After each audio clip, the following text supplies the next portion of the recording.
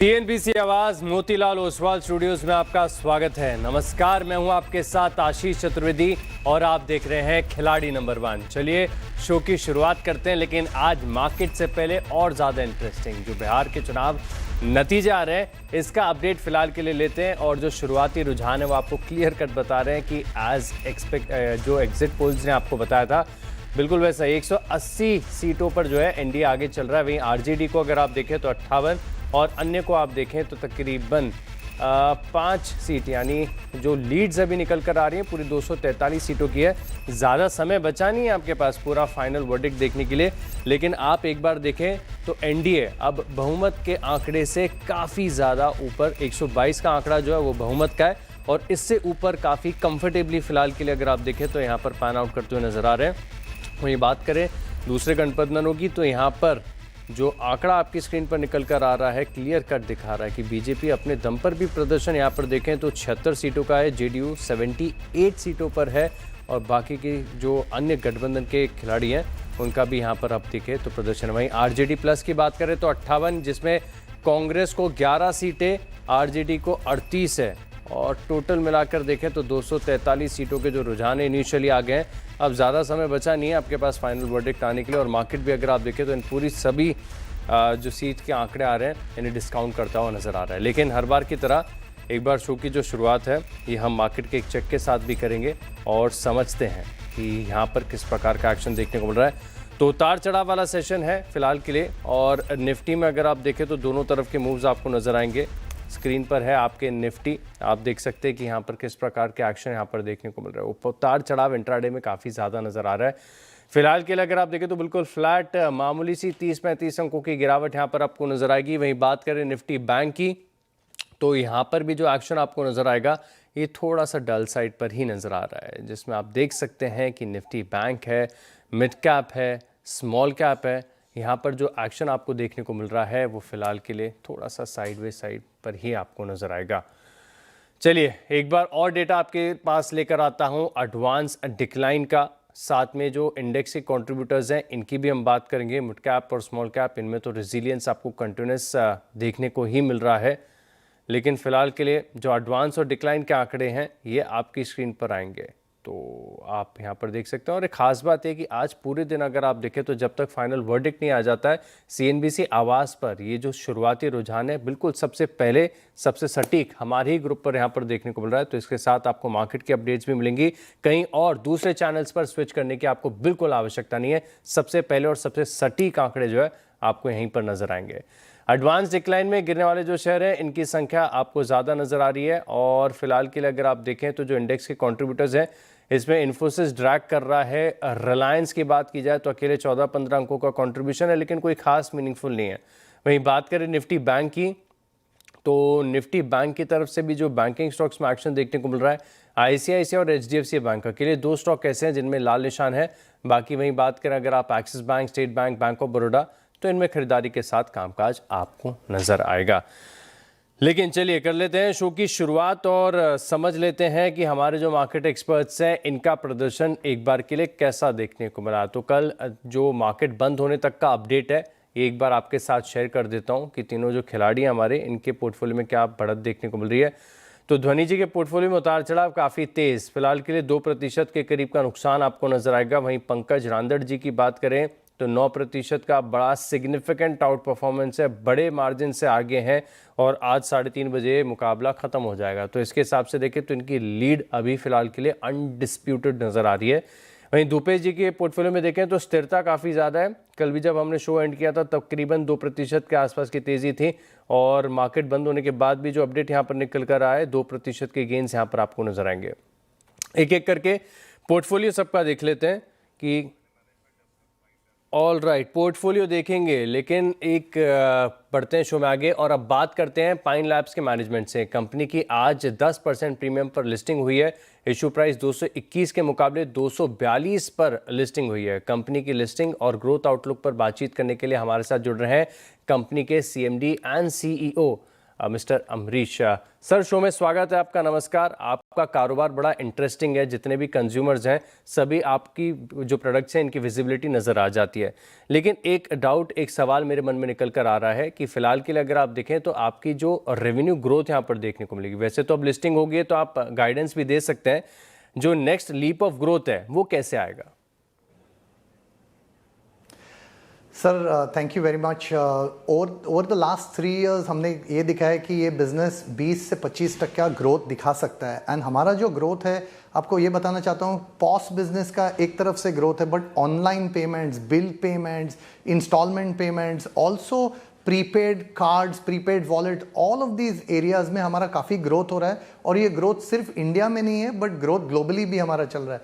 Globally अभी 15% हमारा revenues outside of India से आ रहा है। तो हमें लगता है कि ये जो ट्रेंड है हमारा 20 से 25% का रेवेन्यू ग्रोथ, जो हमने 3 साल, 5 साल, 10 साल से हमने ये ग्रोथ दिखाया हुआ है, वो पेमेंट्स इंडस्ट्री के वजह से है, हमारे प्रोडक्ट्स के वजह से है।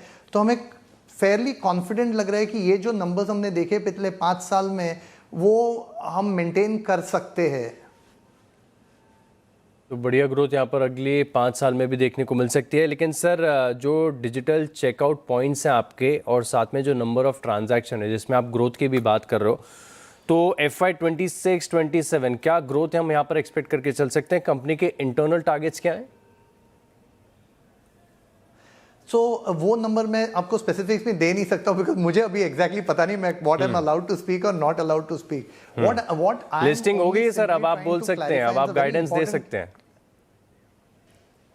हाँ, तो मैं खाली इतना आपको बता सकता हूँ कि दैट मेरा जो ग्रोथ है वो डिजिटल चेकआउट पॉइंट से आएगा। It will come out of e commerce merchant. India के top 5 bank, top 5 retailers, top 5 e commerce companies, तीनों क्यू कॉमर्स कंपनीज, वो आज हमारे कस्टमर्स है। ये जो कस्टमर्स है करीबन 20 से 25% से अपने आप से ग्रो हो रहे। तो ग्रोथ हमारे कस्टमर्स की वजह से आएंगे, हमारे प्रोडक्ट से आएंगे। It is not just about the checkout points and not just about POS, but bill payment में जो आएगा, ऑनलाइन में आएगा, वहां से हमारा ग्रोथ आगे आते जाएगा। हाँ, बिल्कुल ठीक बात है कि जिस प्रकार से आपके जो कस्टमर्स हैं उनकी ट्रांजैक्शन वैल्यू जो बढ़ती है उसका सीधा बेनिफिट आपको देखने को मिलता है। ठीक बात है, क्योंकि आप जो है पर ट्रांजैक्शन पर चार्ज करते हैं तो सीधे तौर पर एक डायरेक्ट कोरिलेशन है। लेकिन साथ में मैं देख रहा हूँ कि 760 करोड़ जो है यूटिलाइज आप करेंगे अपना IT इन्वेस्टमेंट, इंफ्रास्ट्रक्चर और टेक्नोलॉजी को सुधारने के लिए। इससे कंपनी को क्या एज मिलेगा, क्या फ़ायदा होगा सर इससे? सो 2 चीज़ें हैं। एक हमने बताया हमारे टेक्नोलॉजी प्लेटफॉर्म्स हम इम्प्लीमेंट करेंगे। दूसरी तरफ ये भी बोल रहे हैं हम इंटरनेशनल मार्केट्स में एक्सपैंड करेंगे। अभी क्या हो रहा है, काफ़ी बहुत इंटरनेशनल मार्केट्स है जो south east Asia, middle east, Africa में, वहाँ पे उन्हें लग रहा है जो इंडिया ने फिनटेक में जो प्रगति की है और जो फिनटेक में हमने जो प्रोडक्ट्स बनाए हैं वो उन्हें भी चाहिए, उन्हें भी वो प्लेटफॉर्म्स अपने मार्केट्स में लेके जाने हैं। तो हमारे जो प्लेटफॉर्म्स जो हमने इंडिया में बनाए हैं, हमें ग्लोबलाइज करना है। अभी हम करीबन 20 कंट्री में ऑलरेडी प्रेजेंट है। वहां पे हमारे जो टेक्नोलॉजी प्लेटफॉर्म में इन्वेस्टमेंट करना पड़ेगा। That is going to be one of the ways in which these IPO proceeds will get used. All right. साथ में मैं देख रहा हूँ सर इस IPO से जिसको रिस्पांस भी काफ़ी बढ़िया मिला, अब तो लिस्टिंग भी बहुत अच्छी हो गई है, 532 करोड़ के आसपास डेट रीपेमेंट के लिए भी इस्तेमाल किया जाएगा। तो बॉटम लाइन पर क्या इम्पैक्ट यहाँ पर हम एक्सपेक्ट करके चल सकते हैं? क्योंकि 532 करोड़ का अगर आप डेट रीपेमेंट कर देंगे तो जाहिर सी बात है कि आपकी इंटरेस्ट कॉस्ट में भी सेविंग हुई। तो कोई इंटरनल कैलकुलेशंस किए हैं आप लोगों ने? आप बिल्कुल सही बोल रहे हैं। डेट रिटायरमेंट के वजह से हमें PNL में पक्का बेनिफिट मिलेगा। मैं आपको ये एक बात बताना चाहता हूँ, हमारे बैलेंस शीट पे करीबन 1000 से 1200 करोड़ का कैश प्रेजेंट है टुडे। हमारा कोई वर्किंग कैपिटल है, वो वर्किंग कैपिटल हम रिटायर कर रहे हैं, not fully but we are retiring portion of the working capital which will be to the tune of about 530 or 550 crores, due to which obviously we will see an improvement in our financials. I don't have the numbers immediately to give it to you. All right sir, शुक्रिया हमारे साथ जुड़ने के लिए और congratulations अच्छी listing के लिए। बहुत बहुत धन्यवाद सर आपका। चलिए बिल्कुल, अब बढ़ते हैं शो में आगे और देख लेते हैं हमारे तीनों खिलाड़ियों के पोर्टफोलियो की बात करेंगे। ध्वनि जी की पोर्टफोलियो पर नज़र डालते हैं। सबसे पहले कितने शेयरों का स्कोप यहाँ पर बच रहा है और कौन कौन से शेयर्स हैं इनकी लिस्ट में। तो ध्वनि जी का जो पोर्टफोलियो आपकी स्क्रीन पर आएगा, दोनों खाली हैं। दो का स्कोप है, पहला स्टॉक कौन सा और क्यों? जी बिल्कुल, यहाँ पे मेरी तरफ से पहला काउंटर जो रहेगा वो रहेगा नायका के अंदर। नायका के अंदर बाइंग इंटरेस्ट जो है वो हमें बहुत क्लियरली आज विटनेस करने को मिल रहा है। स्ट्रेंथ है इसके अंदर, वॉल्यूम्स के साथ जो अपसाइड स्विंग है वो कंटिन्यू होता हुआ दिखेगा 265 के लेवल्स तक। और स्टॉप लॉस जो आपको यहाँ पे मेंटेन करके रखना है तो 254 का स्टॉप लॉस लगाए। 254 के स्टॉप लॉस के साथ 265 तक के टारगेट्स एफएसएन ई कॉमर्स यानी नायका यहाँ पर आपको देखने को मिल सकते हैं। पंकज जी, जिनके पोर्टफोलियो में ज़बरदस्त आउट परफॉर्मेंस देखने को मिल रहा है, एक तरफा बड़े गेंस है, इनके पोर्टफोलियो में देखते तो हैं एक बार कि कहाँ से आई थी। विजया डायग्नोस्टिक्स यहाँ पर देखें तो एग्जिट कर लिया, प्रॉफिट बुकिंग हुई। सिटी यूनियन बैंक कल इसकी क्लोजिंग बढ़िया हुई है। सर अब फोकस कहाँ पर है? 8% की तेज़ी, बड़े मार्जिन से आगे चल रहे हैं, फिर भी ट्रेड करेंगे, नए पोर्टफोलियो को शामिल करेंगे या फिर रिलैक्स करना है? नहीं सर, गेम रूल है तो जरूर देना तो पड़ेगा है। एक ट्रेड और दूसरे ट्रेड के लिए जरूर वेट करना चाहूंगा। Ashish ji, good morning and good morning to everyone. Ashish ji देखिए, डॉम्स के ऊपर नजरें हैं, काफी शानदार स्ट्रक्चर है। 2550 के रेट में इसमें खरीदारी की सलाह रहेगी। शॉर्टर टाइम फ्रेम के ऊपर बहुत अट्रैक्टिव लग रहा है, वॉल्यूम एक्टिविटी बेहद शानदार है, ब्रेकआउट की कगार पर है। थोड़ा सा प्रीएम्प्ट कर रहा हूं मैं, 2550 की रेंज में इसमें खरीदारी की सलाह रहेगी। स्टॉप लॉस 2500 रुपए का लगाना है। ऊपरी लेवल पर टारगेट जो है वो 2750 रुपए तक के मेंटेन करके चलना है। प्रीएम्प्ट कर रहे हैं समय से पहले, रूल से पहले 2750 के टारगेट के लिए डॉम्स यहाँ पर आप रखिएगा नज़र। स्ट्रक्चर बढ़िया लग रहा है, खरीदारी यहाँ पर करनी चाहिए। अब धूपेश जी के पोर्टफोलियो को देखते हैं कि इनके पोर्टफोलियो में क्या है, स्टेबिलिटी है। कल बात कर रहे थे 2% के गेंस थे, अभी दोबारा चेक किया 2% के गेंस हैं। इनका भी पोर्टफोलियो अगर आप देखें तो दोनों पोजीशंस को एग्जिट कर लिया है।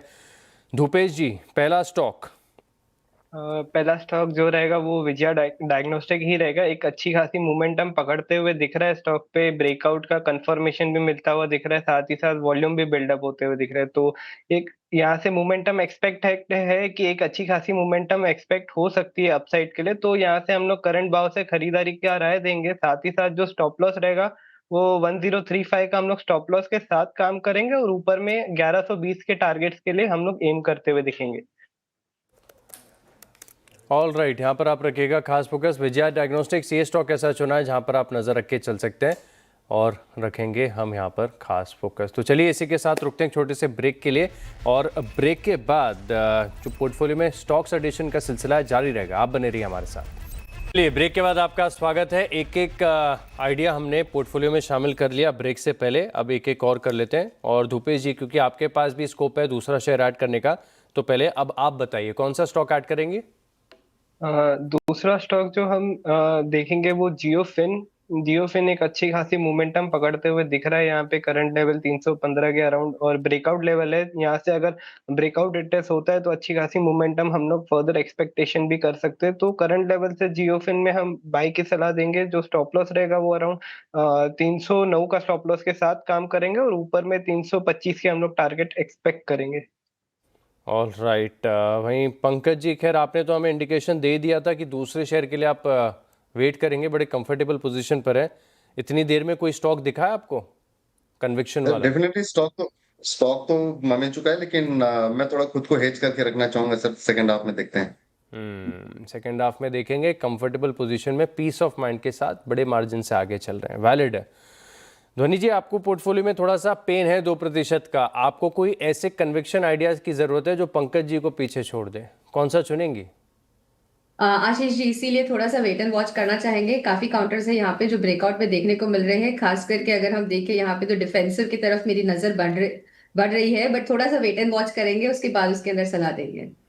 थोड़ा सा वेट एंड वॉच है, लेकिन कोई एक अग्रेसिव ट्रेडिंग आइडिया की जरूरत है जो पूरा पेन को खत्म कर दे और बड़े मार्जिन से आगे चल जाए, यहाँ पर रखेंगे हम खास फोकस। तो तीनों जो खिलाड़ी हैं इनके पोर्टफोलियो में अगर आप देखें तो, लेकिन इसमें साथ में अगर आप देखें तो एक बार अपडेट भी ले लेते हैं। इंडिया अगर आप देखें तो 243 सीटों के जो रुझान आ गए, इसमें 186 पर आगे चल रहा है।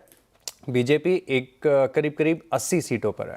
तो चलिए इसी के साथ रुकते हैं छोटे से ब्रेक के लिए। ब्रेक के बाद देखेंगे तीनों खिलाड़ियों का रिपोर्ट कार्ड, आप बने रहिए हमारे साथ। देख लेते हैं तीनों खिलाड़ियों का परफॉर्मेंस, और सबसे पहले ध्वनि जी के पोर्टफोलियो पर नजर डालते हैं। नायका ये ऐड किया 265 का टारगेट, 254 रुपये का स्टॉप लॉस, 260 के करीब चल रहा है।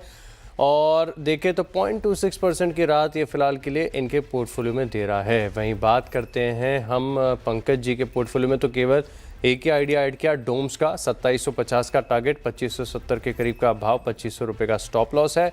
और वहीं बात करें परफॉर्मेंस की तो आधे प्रतिशत की बढ़त ये इनके पोर्टफोलियो में आगे जाकर देगा। अच्छी तेज़ी यहाँ पर देखने को मिल रही है। वहीं बात करें अगर आप धूपेश जी के पोर्टफोलियो में तो दो ट्रेडिंग आइडियाज़ हैं। एक विजया डायग्नोस्टिक ऐड किया 1120 का टारगेट, 1035 का स्टॉप लॉस। और जियो फाइनेंशियल्स यहाँ पर भी आप नज़र रख के चल सकते हैं, 325 रुपये का टारगेट फिलहाल के लिए दिया गया है। प्रदर्शन की बात की जाए तो यहाँ पर विजया डायग्नोस्टिक्स इनकी खरीद से स्लाइटली थोड़ा सा ऊपर, लेकिन जितना ये ऊपर है उतना ही नीचे चल रहा है जियो फाइनेंस, तो जो इम्पैक्ट होगा ये नलीफाई होता हुआ नज़र आ सकता है।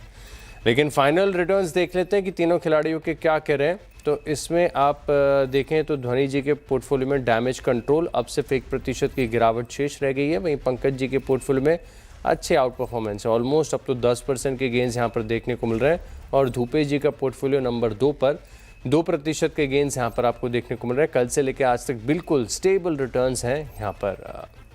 तो चलिए इसी के साथ आप तीनों मार्केट एक्सपर्ट्स का बहुत बहुत धन्यवाद हमारे साथ जुड़ने के लिए और बेहतरीन कन्विक्शन वाले ट्रेडिंग आइडियाज़ हमारे साथ शेयर करने के लिए। चलिए इसी के साथ खिलाड़ी नंबर 1 में इतना ही, लेकिन आप बने रहेंगे CNBC आवाज़ के साथ। नमस्कार।